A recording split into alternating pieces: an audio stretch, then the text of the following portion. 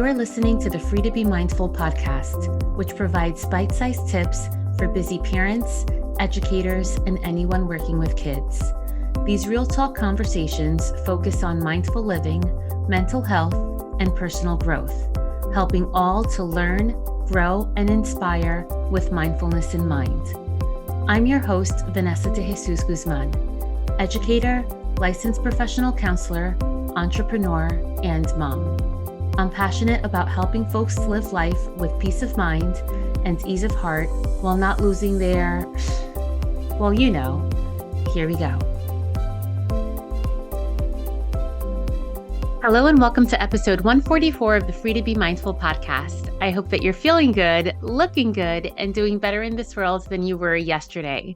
My friends, big news. The Free to Be Mindful podcast has reached 10,000 downloads. And oh my goodness, I was absolutely elated. Even right now, my face hurts from smiling because it really is amazing to think that. Well, at first I thought, well, 10,000 people, at one point or another wanted to hear what I had to say. What I do know from looking at the stats is that it may not be 10,000 individual people, but at least a couple of people just heard me over and over and over, maybe from the trailer to now the 144th episode of the podcast. So I thank you, thank you, thank you. And it's amazing how many people listen to on all types of platforms. It was almost more interesting to know that 91% of listeners are from the US, with 4% of those being from the New York City area, which I'm so close to, 2% from Malaysia, 1% from India. And then, I can't even tell you how many countries there are that tune in. And even if you're right in the New York City area close to me or somewhere half around the world in I don't know, Uruguay or Guatemala, Lebanon to Kenya, Germany to the Philippines to Italy to Croatia, wherever it is, I am so grateful that you have chosen to tune in and hopefully chosen to continue to tune into the podcast.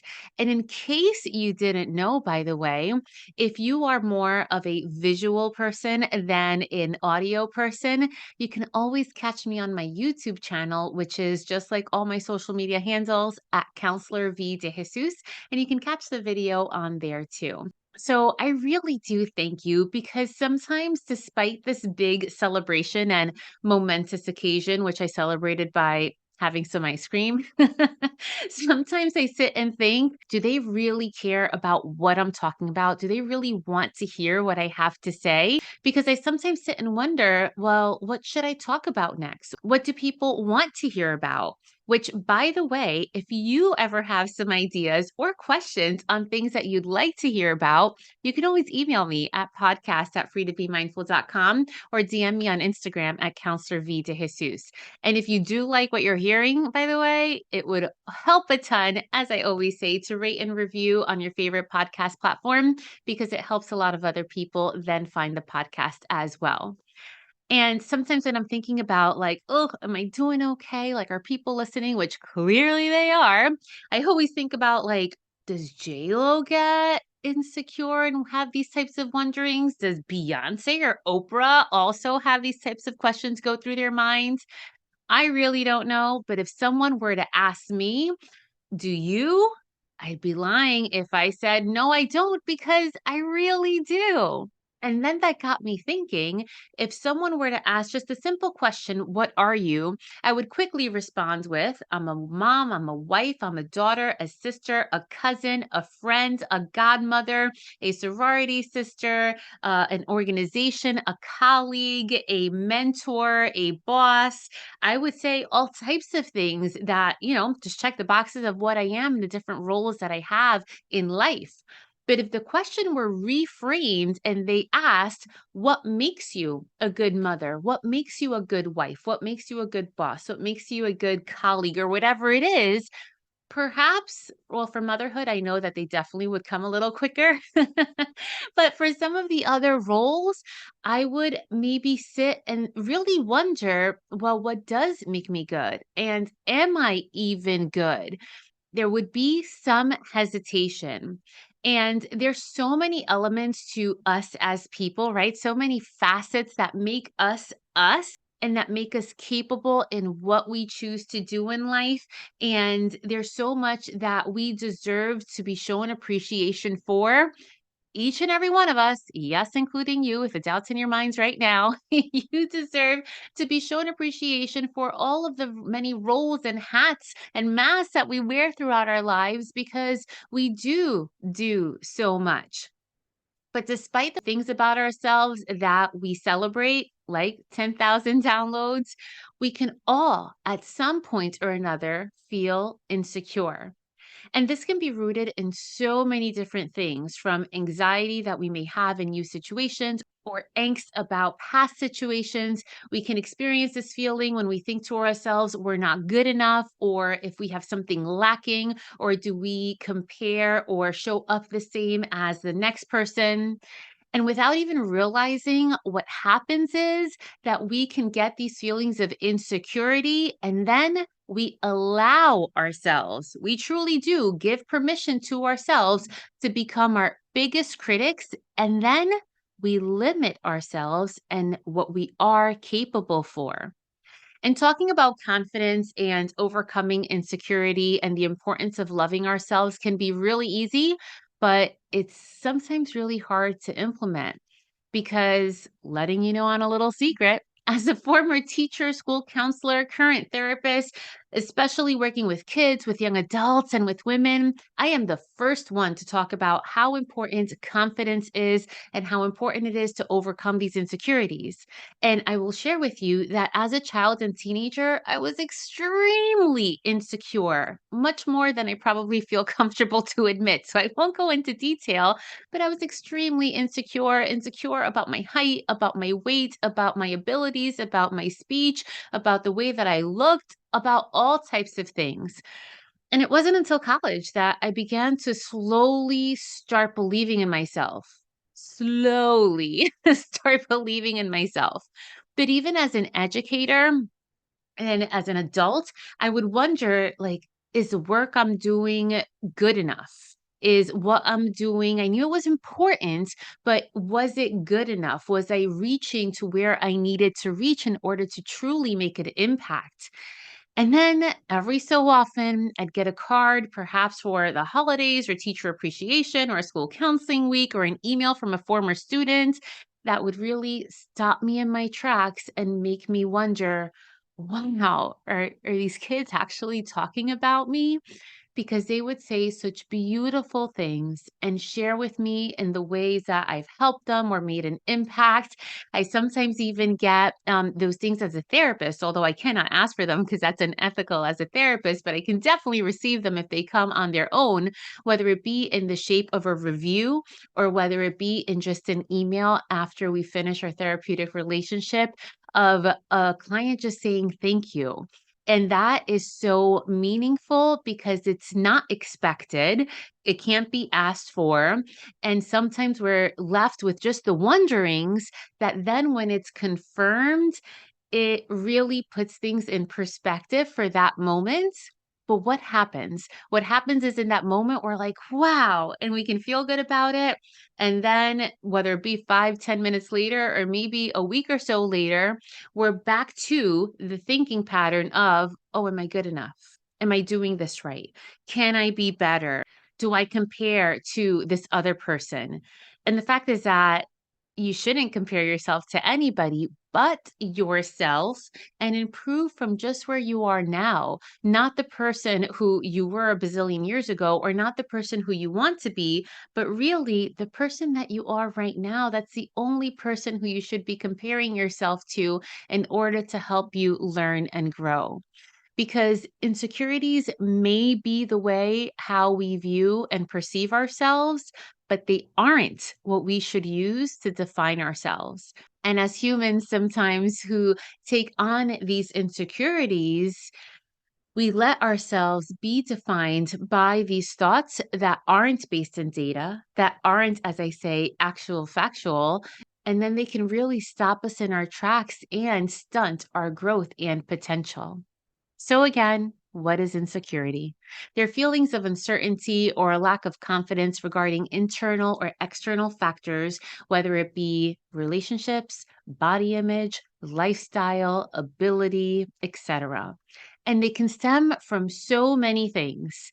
Many of them do stem from childhood pressures or expectations, transitions that we've experienced, and not only in our childhood, but in young adulthood and adulthood as well. Sometimes they stem from a need for perfectionism. That would be me. Because we hold these high standards for ourselves and worry when we don't meet these high standards. Sometimes they stem from worrying about the past or the future instead of this present moment. You know what that is? That's being mindful when we are in the present moment. But when we're not, so much insecurity and doubt can come up, which can make us insecure. And they may also stem from fear or worried thoughts based on things that have happened, maybe mistakes, hurdles, failures, or fearing that these things may happen again, right? So being nervous about what hasn't even happened yet, and then having heavy feelings about the things that have happened. And so often, insecurity starts from a root cause, but it's then fueled by the negative thoughts that we feed into it each and every day. Even if what you believe to be true isn't the case, we sometimes have this inner voice or feeling that makes us feel that we aren't good enough, leading us to feel more and more insecure. It can cause us to hyperfixate on things that have already happened or haven't even happened yet, which as a result leads you to be less mindful because you're not thinking, like we said, in the right here, right now. Your thoughts are in the past or in the future, and you're not even appreciating the things that are in front of you because your mind is elsewhere. It can also hurt the feelings of others around us, especially the feelings of those who really care for us, love us, look up to us in whatever relationship we have with them. Because, for example, if we feel insecure about something related to our individual selves, we might then be hard on ourselves. And that causes us to nitpick something about our physical appearance or thinking about the endless reasons of why something won't work or why don't we deserve something or whatever the case is. And the opposite may be true. If we're insecure about something involving another person, we might analyze a relationship and find issues that may not even exist or struggle with trusting them. And in addition to that, right now, picture the person who you love and admire the most in the world. And I don't mean admiration of like, again, J-Lo, right? I mean admiration in the sense of admiring your own kids or admiring a role model who you know in real life, someone who you truly love and care for. And you think all of these positive things about someone, but then they just keep dismissing you. They don't even hear you. They don't internalize what it is that you're saying. And that feels very dismissive. And that can also then make you perhaps feel insecure or make you feel unappreciated, and then maybe your relationship feeling unappreciated. So, insecurity isn't beneficial to us, and it causes us to lose sight of the right here and right now, and instead see ourselves or others through a lens that doesn't serve us any purpose or might not even be accurate. And while all of these things may be true, in the same breath, we can say it is natural to feel insecure. I know. Because everyone does have their own insecurities, whether they be little or whether they be big, whether they be physical, mental, or an emotional challenge or perception that we have. It's important to know that we're not alone in this. But it really matters what we do with our thoughts when we feel that insecurity, because it's easy to think about the things that we don't like about ourselves and be our biggest critics. It's also easy to feel fear or doubt about the unknown or about taking a risk or about something in our environments because we're scared of the possibility of things not working out, or maybe we're scared of things if they do end up working out. And this may be true from friendships to relationships to job opportunities to life in general.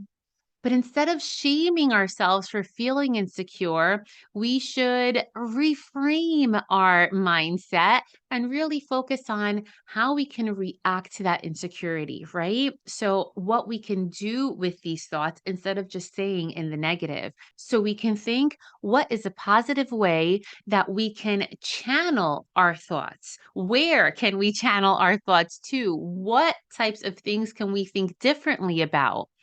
And sometimes the answer lies in the space of, again, mindfulness.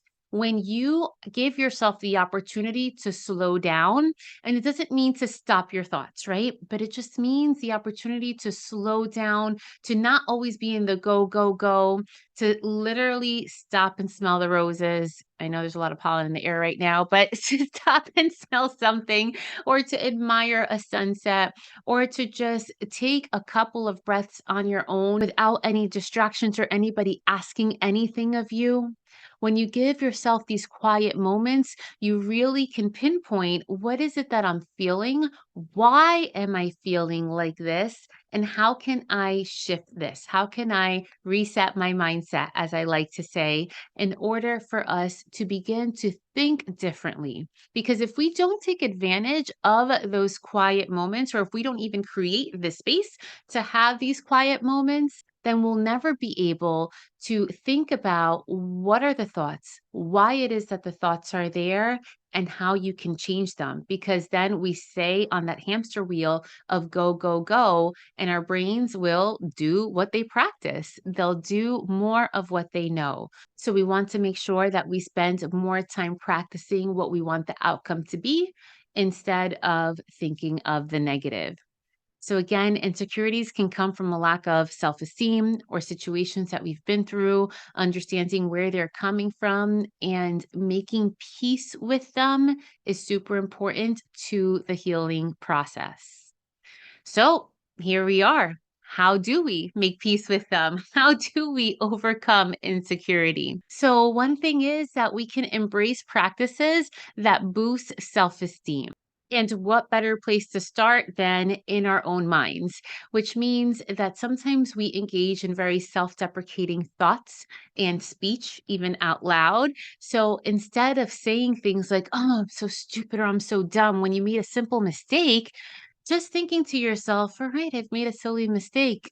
I'll make note to try not to do that again. Ugh, wasn't expecting to do that, but let me fix the error and it's okay. I can let it go and keep going.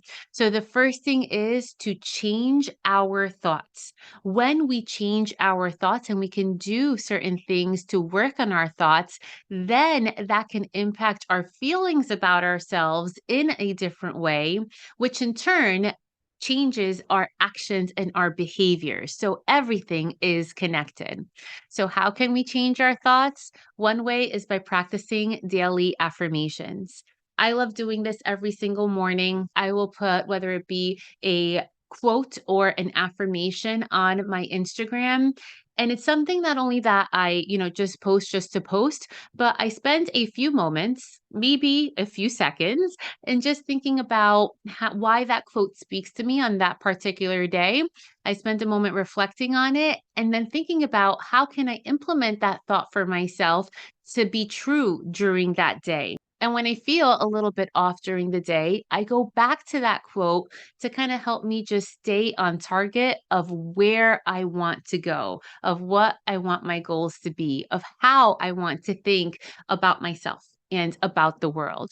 So make sure to remind yourself that everything you do is worth being celebrated, instead of just focusing on the areas that you may not be so strong in. And that's an example of why I made a big deal about the 10,000 downloads. Doesn't mean I had a party or a parade about it, but I put it out there for my listeners and for my viewers to see and hear, because it's something worth celebrating. And so often we wait for that big thing and we don't celebrate the small steps that we take to get to that big place or that big thing, and know that every small step is worth a celebration, and you are deserving of celebration and of acknowledgement of overcoming small things in order to get to where you want to be. Another strategy is to take yourself out of your comfort zone in bite-sized pieces. I have a magnet that a dear student actually gifted to me so many years ago, and it says, I have it right here in my office, life begins at the end of your comfort zone. And I have it posted because I truly believe that if we stay comfortable all of the time, we stay stagnant. We don't grow in different ways. However, it is uncomfortable to feel uncomfortable. So that's why I'm a big believer all in bite-sized steps. Another tip is to have faith in yourself and have faith in the process. And that's hard because sometimes this is having blind faith because we don't know what's going to happen. And that's sometimes the beauty of it. Life is a journey and we're going to make mistakes and we're going to fall down, but that's not the part that we have to focus on. The focus is more on picking ourselves up after we fall and encouraging ourselves to keep going despite the obstacles that we may face. Because again, as we go on this journey and as we step into discomfort, we never know how we can grow in whatever area of life until we provide ourselves the opportunity to do so. And let go of any negativity that doesn't help you grow. If some situations or people make you feel more insecure, do what you need to do to create that distance and work toward creating a positive environment for you. And lastly, be kind to yourself and be kind to others. Live in the moment and exercise forgiveness as needed because remember, no one is perfect. In addition to that, it helps to understand that our thoughts impact our feelings and our feelings impact what we choose to do. It can also work the other way around. Our emotions and our feelings can impact our thoughts, and that can impact what we choose to do.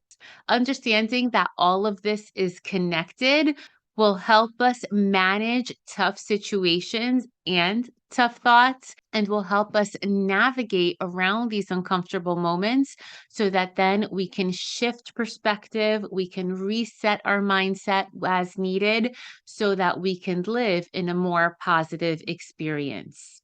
Because as humans, we all battle and experience things, some things similar and some things different. And understanding and deconstructing what insecurities really are, and instead working toward healthy, positive ways to overcome feelings of insecurity can help you in your journey of self love and self care. I now invite you to join me on this short guided meditation.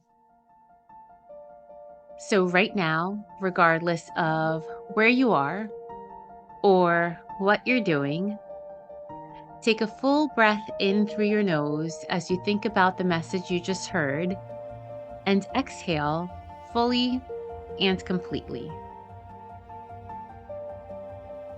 Take a moment not to think about your insecurities, as we so often give too much time to those, but instead, take a moment to think of what makes you a good blank, with no ifs, ands, or buts, but what makes you a good person, human, mother, father, daughter, son, caretaker, friend, cousin, client, colleague, whatever it is, whatever role that you have, what makes you good at that? And once you have it with whatever it is that you've identified for yourself, say to yourself, I am a great mom. I am a kind person. I am a thoughtful human. I am working at getting better. I am working toward loving myself more. Whatever positive affirmation you arrive to, take it, write it down, say it, believe it, and repeat it. Thanks for tuning in. Have a great week. I hope you enjoyed this week's show. It would mean a ton if you took this moment to review the Free to Be Mindful podcast on the platform you catch your favorite shows. That quick and easy act lets me know what you enjoy, and it helps others find the podcast too. And of course, don't forget to subscribe so you can listen along next week. In the meantime, I welcome you to catch me on social media at Counselor V de Jesus. And as always, remember, in a world where you are free to be anything that you want to be, you are always free to be mindful. Catch you next week.